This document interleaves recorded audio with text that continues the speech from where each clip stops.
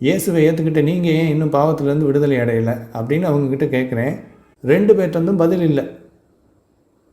சொல்ல வேண்டியதானே இவங்க எனக்கு பதில். நாங்கள் பாவமே செய்கிறதில்ல, பாவத்திலேருந்து விடுதலை அடைஞ்சிட்டோம், இயேசுக்கிட்ட வந்தோடனே இயேசு எங்களை பாவத்திலிருந்து விடுவித்து விட்டார், நாங்கள் பாவம் பண்ணாமல் வாழ்ந்துக்கிட்டு இருக்கிறோம் அப்படின்னு சொல்லலாம்ல. லெனினையா நான் சொல்கிறேன் உங்களுக்கு பதில். அவங்க சொல்லலைன்றதுக்காக கிறிஸ்டியானிட்டியே பதில் சொல்லலை அப்படின்னு அர்த்தம் இல்லை. அவங்க எந்த காரணத்துக்காக உங்களுக்கு பதில் சொல்லலான்னு எனக்கு தெரியாது. நீங்கள் கேட்குற கேள்விக்கு நான் பதில் சொல்கிறேன். தொடர்ந்து வீடியோ பாருங்கள். ஏன் சொல்ல மாட்டேங்கிறாங்க? ஏன்னா நான் 20 வருஷமாக இந்த கூட்டத்தோடு இருந்திருக்கேன். இவங்க பண்ணுற பாவமெல்லாம் எனக்கு தெரியும். இல்லைனாலும் உலகத்தில் எல்லாருக்கும் தெரியும் கிறிஸ்தவங்க எல்லோரும் பாவம் பண்ணிக்கிட்டு தான் இருக்கிறாங்க அப்படின்னு. அப்போது பாவத்திலிருந்து நாங்கள் விடுதலை அடைஞ்சிட்டோம், நாங்கள் பாவம் பண்ணுறதில்ல அப்படின்னு கிறிஸ்தவர்களால் சொல்ல முடியாது. அப்புறம் என்ன அடுத்தவனுக்கு அட்வைஸு? இவங்களுக்கு என்ன தகுதி இருக்குது பாவத்திலிருந்து விடுதலை வேணான்னா நீங்கள் இயேசுக்கிட்ட வர வேண்டாம்னு சொல்கிறதுக்கு? பாவம் செய்கிறதுக்கு நீங்கள் விரும்புகிறீங்க, அதனால தான் இயேசுக்கிட்ட வர மாட்டேங்கிறீங்கன்னு இவங்க சொல்கிறதுக்கு இவங்களுக்கு என்ன தகுதி இருக்குது? எங்களுக்கு தகுதி இருக்கு, நாங்க சொல்றோம். எங்க தகுதி எங்களால் உண்டானதல்ல, அது தேவனால் உண்டானது. அவர் எல்லாவற்றுக்கும் தகுதியானவர். இயேசு கிறிஸ்து எல்லாவற்றுக்கும் தகுதியானவர். எல்லாவற்றிலும் அவர் கீழ்ப்படிந்து இந்த உலகத்துல மனிதனாய் வந்து மனிதனால் செய்ய முடியாத அனைத்தும் அவர் செய்து காட்டியிருக்கிறார். அவர் சிந்தின ரத்தத்தினால் எங்கள் பாவங்கள் மன்னிக்கப்பட்டிருக்கிறது. ஏன்னா அவர் பரிசுத்தர். அவர் பரிசுத்த ரத்தத்தை சிந்தினால் அவர் எங்களுக்கு பாவ மன்னிப்பை உண்டு பண்ணியிருக்கார். அவர் பேரில் நாங்கள் விசுவாசம் வைக்கும் போது எங்களுடைய பாவங்கள் மன்னிக்கப்படும்ன்றது. இது பேர் தான் விசுவாசம். விசுவாசிக்கிறவர்களுக்கு யாவருக்கும் இது பலிக்கும். இதுதான் தேவ நீதி அப்படின்னு வசனமே சொல்லுது. அந்த வசனத்தை வாசிக்கிறேன். ரோமர் 3ஆம் அதிகாரம் 22ஆம் வசனம். அது இயேசு கிறிஸ்துவை பற்றும் விசுவாசத்தினாலே பலிக்கும் தேவ நீதியே. விசுவாசிக்கிற எவர்களுக்குள்ளும் எவர்கள் மேலும் அது பலிக்கும், வித்தியாசமே இல்லை. அப்படி குறித்தே மேன்மை பாராட்டத்தக்கதாக அவரே தேவனால் நமக்கு ஞானமும் நீதியும் பரிசுத்தமும் மீட்புமானார். அவரே அப்படின்றது இங்க இயேசுவை குறிக்குது. இயேசுவாலதான், இயேசுதான் எங்களுக்கு ஞானம், இயேசுதான் எங்களுக்கு நீதி, இயேசுதான் எங்களுடைய பரிசுத்தம், இயேசுதான் எங்களுடைய மீட்பு. இப்படி எல்லாமா இருக்கிறவர் இயேசு கிறிஸ்து. அதனால இயேசு கிறிஸ்துவை விசுவாசித்து அவரை ஏற்றுக்கொள்கிறவர் அவருடைய பிள்ளைகளாக மாற்றப்படுகிறார்கள். அவர் மூலம் அவர் பரிசுத்தர், ஆகியால் நாங்கள் பரிசுத்தராக இருக்கிறோம். அவர் நீதி உள்ளவர், அதனால நாங்கள் நீதி உள்ளவராக இருக்கிறோம். இத புரிஞ்சுக்கிட்டு அப்புறமா பேசுங்க. சரி, நீங்க என்ன சொல்றீங்கன்னு பாப்போமா? இயேசுவை ஏற்றுக்கிட்டா உனக்கு வேலை கிடைக்கும், சம்பள உயர்வு கிடைக்கும், கடன் பிரச்சனை தீரும், குழந்தை பிறக்கும் அப்படின்லாம் சொல்லி மதம் மாற்றம் பண்ணுறதுக்கு முயற்சி பண்ணுறாங்க. ஆனால் அதெல்லாம் பொய்ன்னு இப்போ நம்ம காமிச்சிக்கிட்டு இருக்கோம் ஆதாரத்தோட. உடனே என்ன பண்ணுறாங்க? இயேசுவை ஏற்றுக்கிட்டால் பாவத்திலேருந்து விடுதலை கிடைக்கும், நீங்கள் பாவத்திலேருந்து விடுதலை அடையணும்னு விரும்புனீங்கன்னா வாங்கன்னு சொல்கிறாங்க. இப்போ அதுவும் பொய்ன்னு ஆயிடுச்சு. இப்போ அடுத்து என்ன சொல்லுவாங்க தெரியுமா? இயேசுவை ஏற்றுக்கிட்டால் பாவ மன்னிப்பு கிடைக்கும், நித்திய வாழ்வு கிடைக்கும், சொர்க்கத்தில் இடம் கிடைக்கும் அப்படின்வாங்க. ஆனால் அதுவும் ஒரு பொய் தான். ஏன்னா இயேசுவை ஏற்றுக்கிட்டால் உலகத்தில் ஆசீர்வாதம் கிடைக்கும் அப்படின்னு இவங்க சொல்கிறதும் பொய். இயேசுவை ஏற்றுக்கிட்டால் பாவத்திலேருந்து விடுதலை கிடைக்கும் அப்படின்னு சொல்கிறதும் பொய். அது ரெண்டுமே பொய்யா இருக்கும்போது செத்ததுக்கு அப்புறம் சொர்க்கத்தில் இடம் கிடைக்கும் அப்படின்னு சொல்கிறது மட்டும் எப்படி உண்மையாக இருக்கும்? ஐயா லெனின் ஐயா, இந்த மூணுமே உண்மை, மூணுமே பொய். நீங்க சொல்றதுனால பொய் ஆயிடாது. இயேசுவை ஏற்றுக்கிட்டா உலக ஆசீர்வாதம் கிடைக்குமான்னு கேட்டீங்கன்னா கிடைக்கும், அதுவும் உண்மை. இயேசுவை ஏற்றுக்கிட்டா உங்க பாவம் போகுமான்னு கேட்டீங்கன்னா போகும், பாவ மன்னிப்பு உங்களுக்கு கிடைக்கும், இதுவும் உண்மை. இயேசுவை ஏத்துக்கிட்டா நித்திய ஜீவன் கிடைச்சி நீங்க பரலோகத்துக்கு போவீங்கன்றது உண்மை. இந்த மூணுமே கிடைக்கும். இந்த மூணுமே கண்டிஷனுக்கு உட்பட்டதுங்க. என்ன கண்டிஷன் கேட்டீங்கன்னா, இயேசு கிறிஸ்துவை நீங்க ஏற்றுக்கொண்டால் உலக ஆசீர்வாதங்கள் கொடுக்கப்படும். தேவைகளுக்கு ஏற்பதான், உங்க இஷ்டத்துக்கெல்லாம் கிடையாது. கர்த்தர் அவருடைய சித்தத்துல யாருக்கு என்ன கொடுக்கணும்ன்றத தீர்மானிச்சு வச்சிருக்காரோ அதை தான் நம்ம பெற்றுக்கொள்ள முடியும். நமக்கு வாய்க்கு வந்ததெல்லாம் கேட்டதெல்லாம் கொடுத்துருவாரு அப்படின்னா அதெல்லாம் தரமாட்டாரு. இது போல உலகப்பூர்வமா நீங்க என்ன கேட்டாலும் தர்றது. நீங்க பொய்யா வழிபடுற அந்த கடவுள் வேணா நீங்க என்ன கேட்டாலும் வேண்டிக்கீங்கன்னு சொல்லி இருக்கோம். ஆனா இங்க பைபிள்ல ஜெபம் எப்படி பண்ணோன்னே பைபிள் தெளிவா சொல்லியிருக்குது. இந்த உலகப்போ அழிந்து போகும் காரியங்களுக்காக கேட்கக்கூடாது. அதனால ஜபமே தேவனுடைய சித்தத்தின்படிதான் ஜபிக்கணும் அப்படின்னு போட்டிருக்குது. தேவனுடைய சித்தத்தில் இல்லாம உலக காரியங்கள் கேட்டா அது நடக்காது. அப்போ ஆசீர்வாதங்கள் எப்படி இருக்குன்னா, பூமிக்குரிய ஆசீர்வாதமும் உண்டு, பரலோகத்துக்குரிய ஆசீர்வாதமும் உண்டு, ஆவிக்குரிய ஆசீர்வாதமும் உண்டு. அவைகள் எல்லாமே தேவைகளுக்கு ஏற்பதான் கிடைக்கும். பூமிக்குரிய ஆசீர்வாதம் மட்டும் தேவைகளுக்கு ஏற்பதான் கிடைக்கும். ஓகேங்களா? நெக்ஸ்ட் அடுத்தது என்ன சொல்ல வரீங்க? பாவம் போகுமா போகாதா?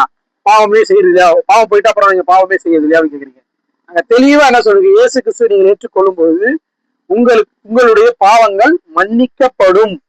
அப்படின்னா என்ன மீனிங்னா, இப்போ நான் மனம் திரும்பி அழுது அறிக்கையிட்டு உணர்ந்து நான் செஞ்சதெல்லாம் பாவம், நான் இயேசு கிறிஸ்துவை ஏற்றுக்கொள்றேன், என் பாவத்தை அவர் மன்னிச்சுட்டு மறுபடியும் நான் பாவம் செய்யாதபடி இருப்பேன்னு ஒரு கமிட்மெண்ட்ல வரும்பொழுது, மனம் திரும்பி மன்னிப்பு கேட்கும்போது அந்த பாவங்கள் எல்லாம் மன்னிக்கப்படும். அதுக்கு பேர் தான் ரட்சிப்பு.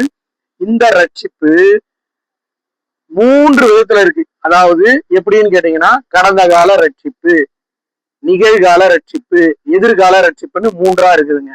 இதை நீங்க தெரிஞ்சுக்கணும். அது என்ன கடந்த கால ரட்சிப்பு அப்படின்னாக்கா, பாஸ்ட் சால்வேஷன் அப்படின்னா என்ன அப்படின்னா, நீங்க என்னைக்கு இயேசு கிறிஸ்துவை ஏற்றுக்கொள்றீங்களோ அதுக்கு முன்னாடி செஞ்ச எல்லா பாவமும் இயேசு கிறிஸ்துவின் ரத்தம் இலவசமாய் அதை கழுவுகிறது. கழுவி உங்களுக்கு பாவ மன்னிப்பை உண்டு பண்ணுகிறது. அதுல இருந்து நீங்க பாவி கிடையாது, நீதிமானாக மாற்றப்படுகிறீர்கள். ஒருவேளை இயேசு கிறிஸ்துவை ஏற்றுக்கிட்டு மறுநாளையே நீங்க செத்துட்டீங்க அப்படின்னா உங்களுக்கு பரலோகமும் கிடைக்கும். நெக்ஸ்ட், இல்ல இயேசு ஏற்றுக்கிட்டு நான் அந்த பூமியில வாழறேன் அப்படின்னீங்கன்னா, இந்த பூமியில் வாழ்கிற போது நீங்கள் செய்கிற சிறு சிறு தவறுகளும் சரி, மனசாட்சிக்கு விரோதமா நீங்க செய்யற காரியங்களும் சரி, தேவனுக்கு வார்த்தைக்கு விரோதமா செய்யற காரியங்களும் சரி, இதையெல்லாம் நீங்க தவறும் பொழுது அதற்கும் கடவுள் சிற்றையோடு கூடிய தண்டனை கொடுக்கிறாரு, மன்னிப்பும் கொடுக்கிறாரு. அதுக்கு பேரு தான் நிகழ்கால ரட்சிப்பு. இதுக்கு என்ன மீனிங்னா, நீங்க கமிட் பண்றீங்க ஆண்டவர்கிட்ட, இனிமே நான் தவறு செய்ய மாட்டேன்ட்டு. ஆனா இந்த உலகம் பிசாசினுடைய கிரியைகளால நிறைந்திருக்கிறது, பாவம் சுத்தி இருக்கிறதுனாலதான் நெருங்கி இருக்கிற பாவத்தை உதறி தள்ளிவிட்டு ஓடணும்னு சொல்லியிருக்கு. அப்ப இந்த உலகத்துல பாவம் நிறைந்து இருக்கிறதுனால பிசாசானவன் எவனை விழுங்கலாமோ என்று வகை தேடி திரிகிறான், கர்ஜிக்க சிங்கத்தை போல வகை தேடி திரிகிறான் இருக்கு. எல்லாம் மீனிங் என்னன்னா, நம்மளை சுத்தியே பாவம் இருக்கு. அப்படி நீங்க எதிர்பார்க்காத முடியாத அளவுக்கு பாவம் இருக்கு. உங்களை பாவத்தை தூண்டும் விதமா, உங்களை தவறான பாதையில் நடத்த விதமா எத்தனையோ பேர் இந்த மாதிரி போதனைகள் சொல்லிட்டு இருக்காங்க. நல்வழிப்படுத்துறவங்களை விட தீய வழிக்கு அனுப்புறவர்கள் நிறைய பேர். அதாவது நல்ல காரியங்களை சொல்றதை விட தீய காரியங்களை சொல்றதுக்கு நிறைய பேர் இருக்காங்க. உங்களை போல லெனின் என்ன பண்றாரு? நல்ல காரியத்தெல்லாம் பொய்யா சொல்லி மாத்தி மக்களை என்ன வழி நடத்த போறாரு? நல்லவங்களா நடத்த போறாரா? கிடையாது. அவருடைய எண்ணம் எப்படியாவது நான் கிறிஸ்தவர்களை பழி வாங்கணும், கிறிஸ்தவத்தை பழி வாங்கணும், அதெல்லாம் நடக்க போறது இல்லை. எப்படியாவது நான் எந்த பொய்யாவது சொல்லி பைபிள் பொய், கடவுள் பொய், எல்லாம் பொய் அப்படின்னு சொல்லிடுறோம். தேவன் இல்லை என்பது முட்டாள்னு சொல்லிடுது. முட்டாள்தனமா நீங்க பேசிட்டு இருக்கீங்க. உங்களுக்கு ஃபுல்லா தெரியலன்னா தெரிஞ்சுக்கிங்க. ஓகேங்க, இந்த நிகழ்கால ரட்சிப்பு அப்படின்றத பத்தி இப்போ நம்ம தெரிஞ்சுக்கிட்டோம். அதாவது இயேசு கிறிஸ்துவை ஏற்றுக்கொண்ட பிறகு நாம் செய்கிற தவறுகளுக்கு கடவுள் ஒரு தண்டனையோடு கூட மன்னிப்பை கொடுக்கிறாரு. இதை எப்படி அவர் செயல்படுத்துறாருன்னா, வேத வசனத்தின் மூலம் கண்டித்து உணர்த்துதல் போது அவன் மனம் திரும்ப பண்ணுகிறார். அதனாலதான் வேதத்தை வாசிக்கணும், தியானம் பண்ணணும், ஆராய்ச்சி பண்ணணும்ட்டு வேதம் கூறுகிறது. சோ இந்த வேதத்தை அனுதினமும் படிக்கும் பொழுது, இந்த வேதத்தை அனுதினமும் தியானிக்கும் பொழுது, இந்த வேதத்தை அனுதினமும் ஆராய்ச்சி செய்யும் பொழுது இந்த வேதம் உங்களிடத்துல பேசும். நீங்க செய்யறது தப்பு, கடவுளுக்கு பிரியம் இல்லாதது, அதனால இதை கரெக்ட் பண்ணுங்க, நீங்க செய்யற இந்த வழி தவறான வழி, கடவுளோட வழியில வாங்க அப்படின்னு உங்களை திருத்தம். இந்த வேதம் பேசும். இந்த வேதத்தை எப்படி பேச வைப்பாருன்னா, பரிசுத்த ஆவியானவர் உங்க இருதயத்துல வாசம் செய்யறதுனால இந்த வேதத்தை படிக்கும்பொழுது இந்த வார்த்தை உங்களோடு பேசும். அததான், ஏன்னா வார்த்தை தான் தெய்வம். அவர் ஆதியிலே வார்த்தையா இருந்தார், அதுதான் மாம்சமானார், அதுதான் இயேசு கிறிஸ்துவாய் வந்தார். அதனால இந்த பைபிளில் உள்ள வார்த்தை உங்களிடத்துல பேசும். அதனாலதான் இந்த வேதத்தை நீங்க படிக்கணும், தியானம் பண்ணணும், ஆராய்ச்சி பண்ணணும்னு அது சொல்லப்பட்டிருக்குது. ஸோ இந்த நிகழ்கால ரட்சிப்புக்கு இந்த வேதம் தான் உங்களை பரிசுத்தப்படுத்தும். கடந்த கால ரட்சிப்புல இயேசு கிறிஸ்துவின் ரத்தம் உங்களுக்கு சகல பாவங்களை நீக்கி உங்களை சுத்திகரிக்கும். நிகழ்கால ரட்சிப்புல இந்த வேத வசனம் உங்களை பரிசுத்தப்படுத்தும். சத்தியத்தினாலே அவர்களை பரிசுத்தமாக்கும். உங்களுடைய வசனமே சத்தியம். இந்த சத்தியத்தினால நீங்க பரிசுத்தமாக்கப்படுறீங்க. ஓகேங்களா? இது நிகழ்கால ரட்சிப்பு. வேதத்தின் மூலம் நீங்க ரட்சிப்படைகிறது. மூன்றாவது, எதிர்கால ரட்சிப்பு. இந்த எதிர்கால ரட்சிப்பு அப்படின்னா என்ன அப்படின்னு கேட்டீங்கன்னா, இயேசு கிறிஸ்து ஒரு தடவை மனிதனாய் மரித்து அடக்கம் பண்ணப்பட்டு 3ஆம் நாள் உயிர்த்தெழுந்து 40 நாள் சீஷர்களுக்கு காண்பித்து அநேக அற்புதம் செஞ்சு பரமேறி சென்று விட்டார். திருப்பியும் மறுபடியும் நான் வருவேன்னு சொல்லி போயிருக்காரு. அவருடைய வருகை தான் 2ஆம் வருகை. அப்புறம் மூன்றாம் வருகைன்னு ஒண்ணு இருக்கு. இரண்டாம் வருகையில பூமியில வரமாட்டார், மூன்றாம் வருகையில தான் பூமியில வருவார். அந்த இரண்டாம் வருகைன்றது ரகசிய வருகை. 1,44,000 பேரை அவர் கூட்டிட்டு போக போறாரு அந்த வருகையில. மணவாட்டி கேட்டகரி உள்ளவங்க எல்லாம் நிறைய விஷயங்கள் இருக்கு. நான் இயேசு கிறிஸ்துவின் வருகை போட்டுருக்கேன், அப்ப பாருங்க. அந்த வீடியோ பாத்தீங்கன்னா உங்களுக்கு தெரியும். சோ இந்த இரண்டாம் வருகையில இந்த மரித்த பரிசுத்தவான்களும் உயிர்ப்பிக்கப்படுவாங்க, உயிரோடு இருக்க பரிசுத்தவான்களும் மறுரூபமாக்கப்பட்டு எடுத்துக்கொள்ளப்படுவாங்க. இந்த எடுத்துக்கொள்ளப்படுகிற இந்த காரியம் ரட்சிப்பு அப்படின்னு சொல்லப்பட்டிருக்கிறது. புரியுதுங்களா? இது பேரு எதிர்கால ரட்சிப்பு. சரி, இப்ப நான் 3 ரட்சிப்பை சொல்லியிருக்கேன். அதாவது பாவ மன்னிப்பே இந்த 3 ஸ்டேஜ்ல இருக்கு. முதலாவது கடந்த கால ரட்சிப்பாகிய இயேசு கிறிஸ்துவை ஏற்றுக்கொள்ளும் பொழுது அவருடைய ரத்தத்தின் மூலம் பரிசுத்தமாக்கப்படுதல், அது கடந்த கால ரட்சிப்பு. நிகழ்கால ரட்சிப்புன்றது அனுதினமும் நீங்க உயிர் வாழற வரையும் நீங்க செய்யற சிறு சிறு தவறா இருந்தாலும் எந்த ஒரு தவறுக்குமே நீங்க மனம் வருந்தி திருப்பி மறுபடியும் கர்த்தரிடத்துல கமிட் ஆகிறதுக்கு உங்களை அனுதினமும் நல்வழிப்படுத்துறது இந்த வேதம். இந்த வேதத்தை கொண்டு ஒவ்வொரு நாளும் நீங்க பரிசுத்தப்படுத்திக்கணும். பரிசுத்தப்படுத்துவதற்காக தான் இந்த வேதம் கொடுக்கப்பட்டிருக்கிறது. இதுக்கு பரிசுத்த ஆவியானவர் உங்களுக்குள்ள இருந்து இந்த பாவத்தை குறித்தும் நியாய தீர்ப்பை குறித்தும் கண்டித்து உணர்த்துவார். இதுக்கு பேரு நிகழ்கால ரட்சிப்பு, அனுதின ரட்சிப்புன்னு சொல்லுவாங்க. நிகழ்கால ரட்சிப்பு அனுதின ரட்சிப்பு. எதிர்கால ரட்சிப்புன்றது இயேசு கிறிஸ்து வரும்பொழுது உங்களை மறுரூபமாக்கப்பட்டு எடுத்துக்கொள்ளப்படுவீர்கள். அது அவர் வரத்துக்குள்ள இறந்தவங்கள லிஸ்ட்ல இருந்தீங்கன்னா நீங்க எப்படி எடுத்துக்கொள்ளப்படுவீங்கன்னா அவர் வரும்பொழுது நீங்கள் உயிர்ப்பிக்கப்படுவீர்கள். இது எதிர்கால ரட்சிப்பு. இதனுடைய விளைவுகள் என்ன இருக்கும் அப்படின்னு கேட்டீங்கன்னா, கடந்த கால ரட்சிப்பு அப்படின்றது நம்மளுடைய பாவ தண்டனையிலிருந்து நம்ம ரட்சிக்கும். அதாவது பாவத்தின் சம்பளம் மரணம். அந்த மரணம் இல்ல நமக்கு நித்திய வாழ்வு கொடுக்கறதுக்காக அந்த பாவ தண்டனையிலிருந்து நம்ம ரட்சிக்கும்படியா இயேசு கிறிஸ்து பலியானார். சோ அந்த பாவ தண்டனையிலிருந்து நம்ம விடுதலையாக்கும் கடந்த கால ரட்சிப்பு. நிகழ்கால ரட்சிப்பு இந்த வேதத்தை கொண்டு அனுதினமும் ரட்சிக்கப்படுறோம்ன்றல்ல, அதனுடைய விளைவு என்னன்னு கேட்டீங்கன்னா, பாவ வல்லமையிலிருந்து நம்ம விடுதலையாக்கும். அதாவது இந்த உலகத்துல பாவ வல்லமை, ஈவில் பவர் இருக்கு. அந்த ஈவில் பவர் நம்மளை ஓவர் கம் பண்ணாதபடி இந்த வேத வசனம் நம்மை பாதுகாக்கும். அதுதான் ரட்சிப்புன்னு சொல்லப்படுது. இது நிகழ்கால ரட்சிப்பு. எதிர்கால ரட்சிப்பு அப்படின்னா என்ன அப்படின்னு கேட்டீங்கன்னா, பாவ உலகத்தை விட்டே உங்களை எடுத்துக்கொண்டு போவோம். அதாவது இந்த உலகத்துல இருக்கும்போது பாவத்தை பண்ணுவேன், எல்லாரும் பாவத்துக்குள்ள அடிமையாகி சிக்கி கொண்டு இருக்கும் ஆதாம் ஏவாள்ல இருந்து. அதனால இந்த உலகத்துல நமக்கு இந்த காரியங்கள் எல்லாமே இருக்கும். பாவம் நம்மளை நெருங்கி இருக்கும். இதெல்லாம் விட்டுட்டு போனோம்னா, இந்த உலகத்தை விட்டே போனாதான் பாவமே பண்ண முடியாது அப்படின்னு சொல்லணும்ல சிம்பிளா. எஸ், இந்த உலகத்தை விட்டு போனாதான் பாவம் பண்ணாக நம்ம போக முடியும். பரலோகத்துல தேவனோடு இருக்கும்போது நம்ம பாவம் நம்மளை சேராது, பாவம் எண்ணமும் தோணாது. அங்க போனோம் அப்படின்னா அதுதான் இந்த மூன்றாவதா சொல்லப்பட்ட எதிர்கால ரட்சிப்பு. இந்த ரட்சிப்பு அப்படின்றது என்ன பண்ணும் அப்படிங்கிறீங்கன்னா, இந்த பாவ உலகத்திலிருந்து உங்களை ரட்சிக்கும். சோ முதலாவது பாவ தண்டனையிலிருந்து விடுதலை, இரண்டாவது பாவ வல்லமையிலிருந்து விடுதலை, மூன்றாவது பாவ உலகத்திலிருந்து விடுதலை. இப்படி ரட்சிப்பு 3 விதத்துல இருக்கு.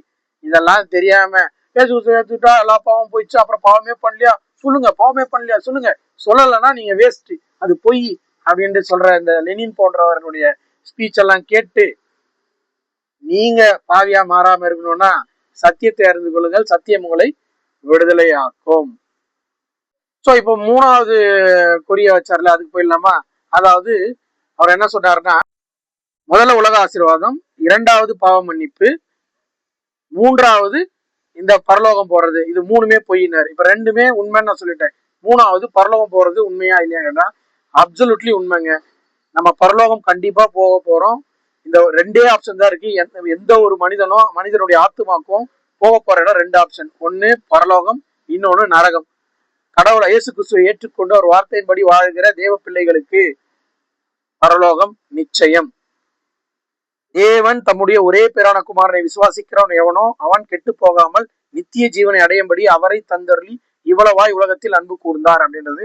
இயேசு கிறிஸ்து நாமத்தினால ஏற்றுக்கொள்கிற யாரா இருந்தாலும் அவங்க பரலோகம் போகும்படியா அவர்களுக்கு இந்த ஒரு காரியத்தை தேவன் வைத்திருக்கிறார். அதனாலதான் 2ஆம் வருகையில 3ஆம் வருகையில வந்து 1000 வருஷ சர்ச்சை முடிஞ்சு அதுக்கப்புறமா ஜட்மெண்ட் டே ஸ்டார்ட் ஆக போகுது.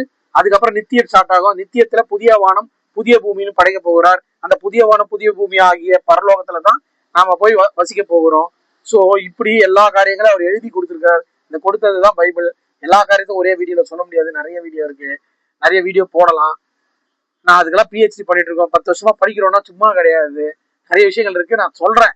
பட் அவர் கேட்கிற கேள்விகளுக்கு பதில் இப்ப நான் சொல்லியிருக்கேன். பரலோகம்ன்றது உண்மை. இல்லைங்க பரலோகம்லாம் இல்லை அப்படின்னு நினைச்சிட்டு இருந்து இவர் பேச்ச கேட்டு இருந்தீங்கன்னா நித்திய நரகத்துக்கு போவீங்க. நித்திய நரகம்ன்றது கீழ்ப்படியாத தூதர்களுக்காக தேவன் ஏற்படுத்தி வச்சது. அந்த நரகத்துல நீங்க போறீங்களா? தேவனோடு கூட எப்பொழுதும் நித்தியமாய் சந்தோஷமாய் துக்கம் இல்லாமல் கண்ணீர் இல்லாமல் எல்லாம் சமாதானமா எப்பொழுதும் தேவனோட இருக்க போறீங்களான்னு நீங்க முடிவு பண்ணிக்கோங்க. இந்த அற்பமான 70-80 வருட வாழ்க்கையில ஒரு கீழ்ப்படிதல் இல்லாம இருந்தீங்கன்னா என்ன நடக்கும்னா கண்டிப்பா நித்திய நரகம் தான் நடக்கும். நல்லா யோசிச்சு பாருங்க. நம்ம வீட்லயும் சரி நாட்டிலயும் சரி கவர்மெண்ட் ரூல்ஸையும் வீட்டுல போற ரூல்ஸையும் ஃபாலோ பண்ணாதவங்க எந்த அளவுக்கு சீர்கெட்டு போறாங்க. ரூல்ஸை ஃபாலோ பண்றவங்க ஒழுங்கா இருக்காங்க. அப்படி ரூல்ஸை ஃபாலோ பண்ணும்போது ரூல்ஸை மீறுறவங்களுக்கு கவர்மெண்ட் தண்டனை தருதா இல்லையா? கீழ்ப்படியாதவங்களுக்கு வீட்டுல தண்டனை தராங்களா இல்லையா? யோசிச்சு பாருங்க. Same way God also is going to give the punishment as well as reward. So if you are doing good things, you will reach the heaven or you will end up with the hell. So please think about it. Don't believe false preacher like Lenin. So keep watch my video, like, subscribe and share. Thank you.